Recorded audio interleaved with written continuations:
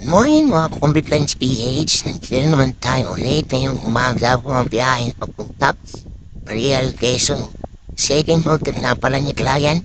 Kaya pupuntahan namin ngayon para mag-install ng Combi Vertical at Pro Lines.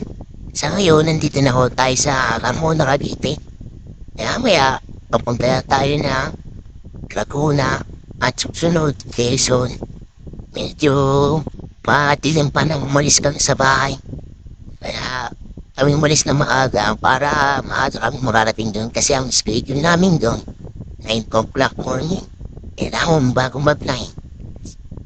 Nandun na kami at makatapos kami ng maaga kasi pag inabot kami ng tanghali, dadabing kami sa pag-uwi. Kaya, o nga pala guys, nandito na tayo sa bandang Infanta Quezon. Medyo mahaba pa yung paglalakbay. Maya-maya, doon na ho tayo sa mismong location ni ma'am.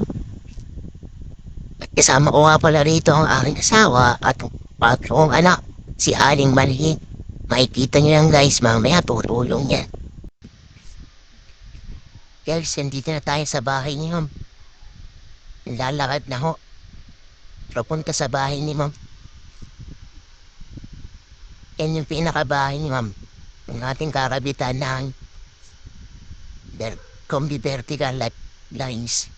Sasalubungin na tayo ng kasama ni ma'am. At nauna na yung bunso ko, yan na. Biroy mo, friend niya na kagad. Natulong pa. O, alam sa paggamit ng pantimbang eh. Ayun guys, tinanggal na natin yung kortina at tarab, inakarad ng kortina ni ma'am. Yung pinumpisa pa ng kalasin yung mga bracket na nakalagay sa dati. At yung unti-unti na natin susukatin yan. Gagawan nyo na natin siya ng bracket. Para masukat natin kung hanggang saan kung vertical niya.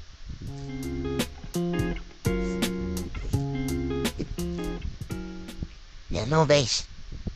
Kasi yung ka na yung bracket niya. Bali, 6 na piraso ang kailangan kong ganyan. Yun, ininsaysa ko na siya. Yan guys, inumutas ko na. At ilibat mo na ako sa bandang pintuan. Yung muna yung pinapalagay nyo ng legs eh, para hindi tanong sa labas. Pagkatapos yan, babalik na tayo sa sliding door. Kapit na natin isa-isa yung mga bracket.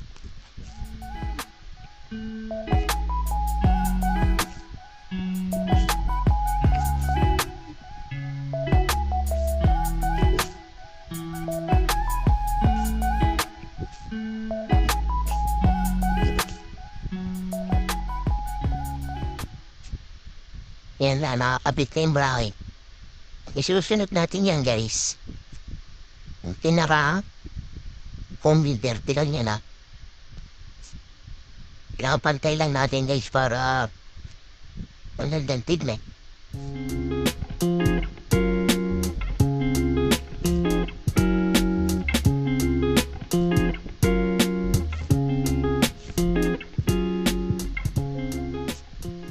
Yan na guys. Tapos na. Pinadouble check ko lang guys kung maganda yung kapit. Tinesting na rin natin. Kikita nila yung pinapabuhan yan. Nanayin guys yung pinapabuhan niya guys.